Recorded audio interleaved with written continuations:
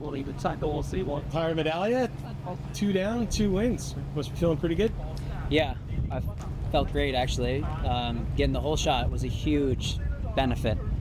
I was kind of on the line, like praying that this thing would start quick, and sure enough, it did. So. Yeah, I mean, watching the races here earlier, this is my first time here. You just don't realize what an advantage the whole shot is in this race, in particular, just for vision and breathing.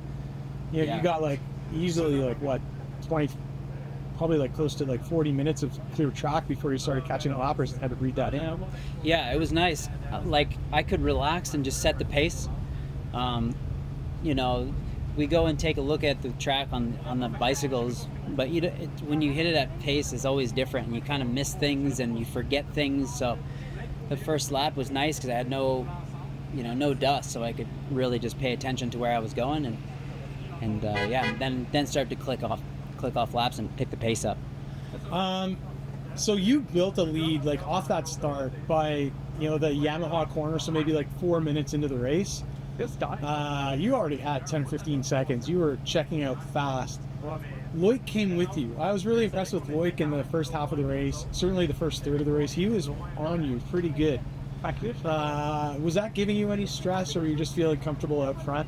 No, Loic did the same thing at Latuque.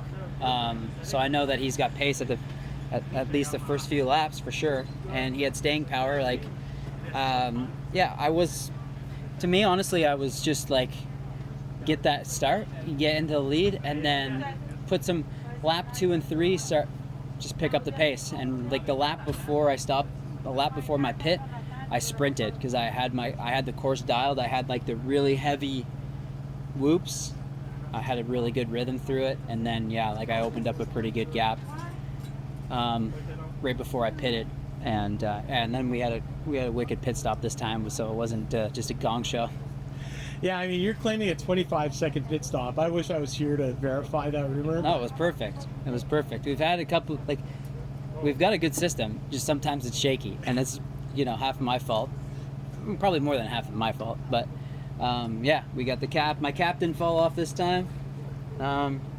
So yeah, and to be fair, this thing is pretty efficient on fuel. I think I probably could even win another lap without topping up, but better to be safe than sorry, especially with and honestly, the track was insane.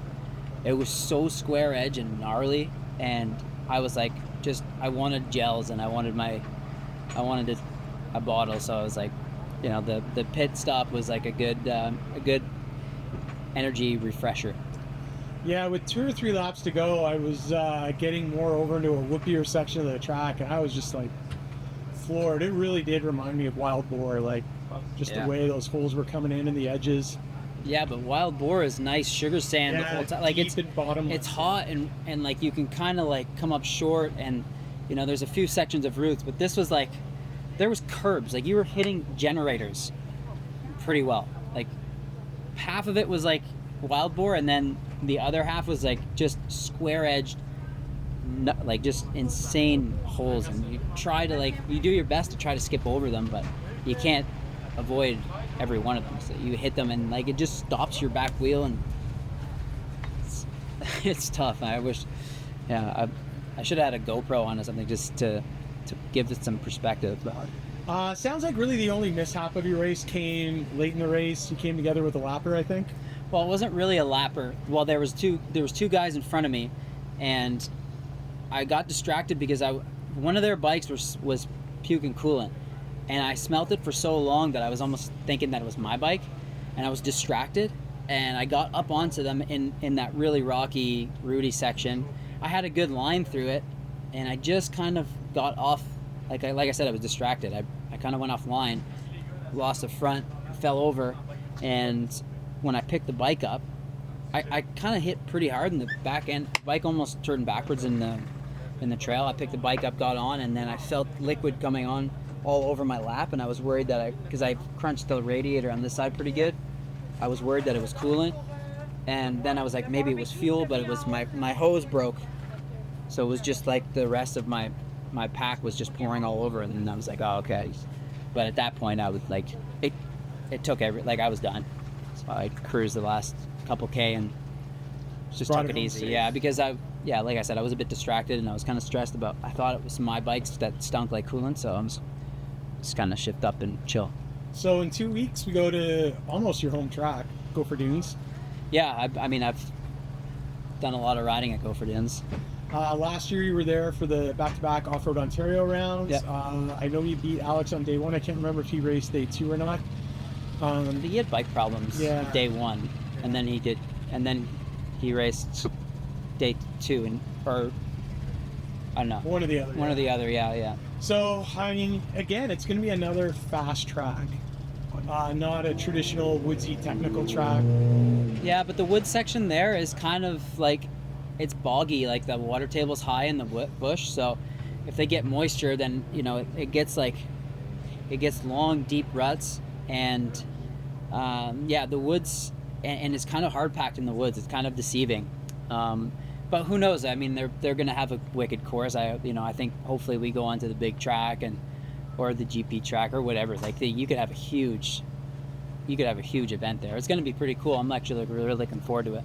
Yeah, it should be a good turnout, and a little more representation from Ontario, obviously. So it'll be good to see that broader field. Really looking forward to it. And I mean, you gotta like your start to the season. Yeah, Alex is there though. You were first twice, he's second twice. So yeah, it's not going to be easy by you any. Can't let up. Yeah, and I it's not like I know this going in every weekend. I know that he's going to be really good, and I know he's going to be right there. So I just got to keep,